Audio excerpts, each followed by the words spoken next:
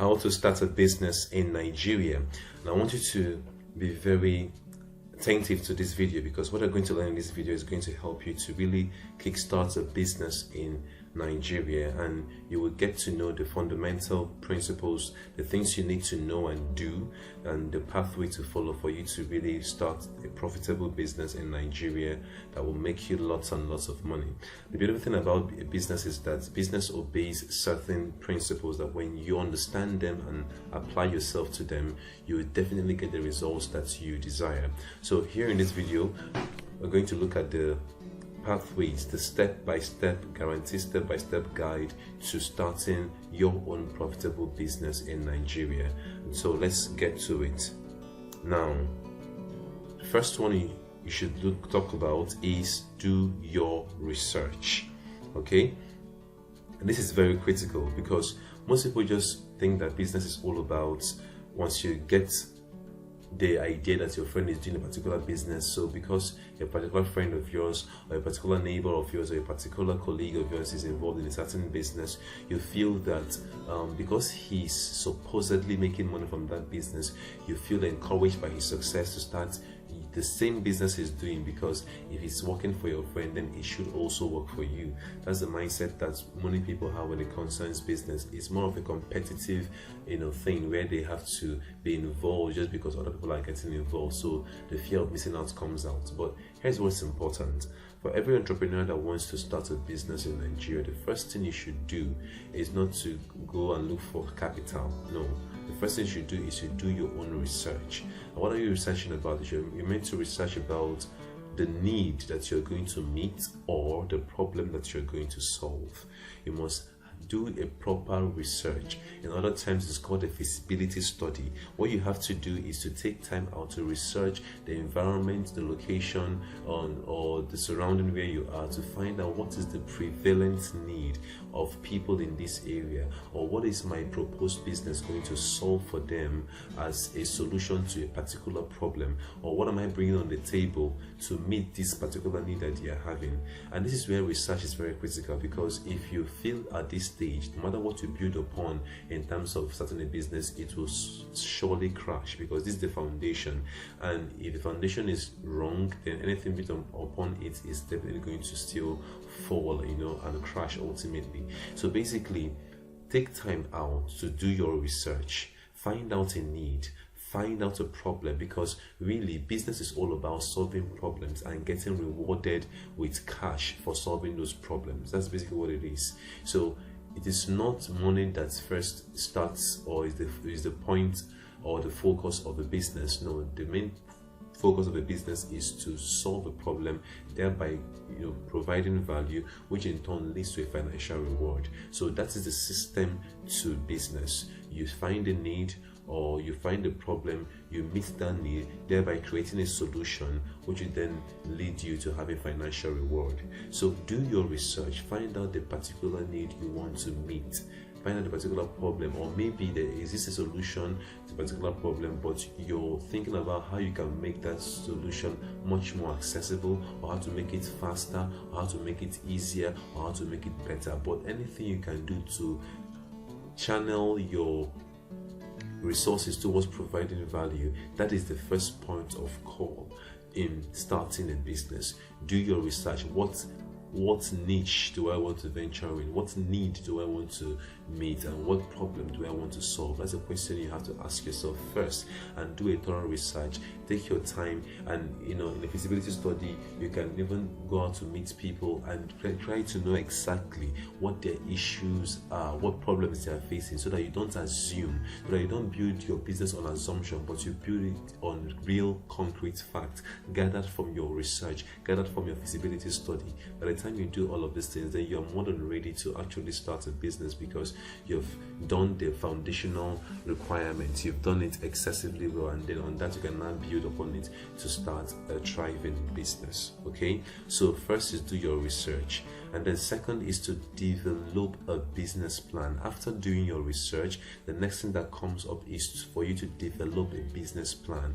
And now don't get so carried away by the word business plan, because it sounds so complex, technical, lengthy, and all of those discouraging, words that we use to describe a business plan. But basically, a business plan can be simple, straight to the point, direct, concise, where you are able to pinpoint the certain things you're meant to do, your projections, your strategy, and a lot of things that the business is going to solve, your unique selling point, what makes your business special, what makes the value you're offering different from the rest.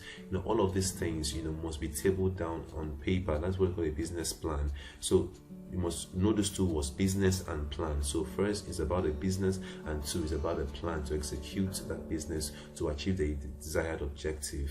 All right, so look at developing a business plan for your business. It's going to be very helpful, very critical for you to have that. So where you're able to have a business plan, you're able to determine your strengths, your weaknesses, your opportunities, your threats. You're able to know the required cash inflow and how much you're going to be spending, how much you need as startup capital, how you intend to maximize profits. A lot of things goes into a business plan, so that when you launch out, you are launching out on the strength of a solid plan and not on guesswork. This is why successful business people pay the price, take the time. They're not in a hurry. They take the time to really do the needful by getting themselves a business plan and then growing their businesses based on what they have developed. Then after this comes registering your business, and I can't overemphasize this. Normally, I tell people a whole lot of time, don't wait to register your business. Rather, register your business and wait. And that's the smart thing to do, because when you don't register your business and you go about flaunting your business all over the place, and telling people to patronize you for what you do, what you don't understand is that there are people who are seeing that business that you're doing and would be very proactive enough to go and register that same name you're using. By the time you want to register it, that name is already taken by somebody else, and that by so doing you lose the business name, you lose the brand you built for a long time, and then you lose everything that connects to your business growth. So you don't want to do that. You want to be a smart entrepreneur. So after you've done the first two things we mentioned earlier, which is do your market research and also develop a business plan, next thing you do is to register your business with the Corporate Affairs Commission. This is a commission that is licensed by the Nigerian government to register businesses. So what you should do is to get a qualified accredited agent that will help you register your business. And if you're looking to register your business, you can just send us a message. The link will be in the description of this video, and we would help you register your business. We've done that for hundreds of businesses. We've gotten their businesses registered, and certainly just click the link in the description and you would communicate with us and would register your business for you, because that's the smart thing to do. All right, so check the description for the link, and then you would contact us and would take it up from there, because registering your business makes you look professional. It ensures that nobody steals your business name, so that means it protects your business identity. It also makes you to operate legally in Nigeria, and also above all gives you access to grants, to funding opportunities, and you don't want to miss this. Right, so what next? Start with what you have.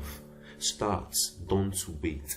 A lot of would-be entrepreneurs procrastinate a lot. They have a beautiful idea, well crafted, well documented, everything is on paper, but they just don't start.